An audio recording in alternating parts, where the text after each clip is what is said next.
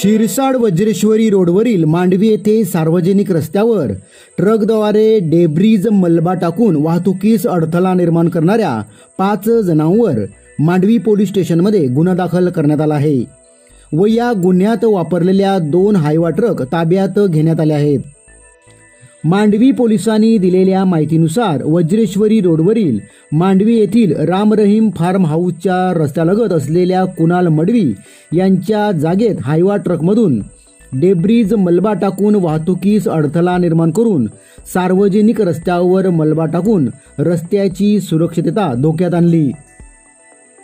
रस्त्यावरील ट्रकमुळे वाहतूक कोंडी होत असल्याचे निदर्शनास आले, त्यामुळे रोडवरील जाणाऱ्या येणाऱ्या लोकांचे जीवितास व व्यक्तिगत सुरक्षतेस धोका निर्माण झाल्याच्या कारणावरून मांडवी पोलीस ठाण्यात गुन्हा नोंद करण्यात आला आहे।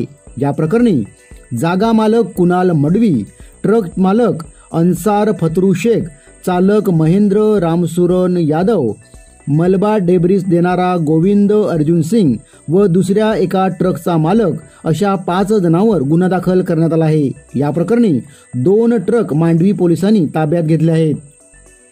रस्त्यावर अनोळखी ट्रकद्वारे कचरा व मलबा टाकण्याचे प्रकार शिरसाड वज्रेश्वरी रोडवर यापूर्वी घडले होते। या कचऱ्यामुळे शेतीचे नुकसान होते, रस्ता चिखलमय होऊन वाहतूक कोंडी होते, त्यामुळे यापूर्वीही अशांवर गुन्हे दाखल करण्यात आले आहेत। दरम्यान या गुन्ह्याचा अधिक तपास मांडवी पोलीस करीत आहेत।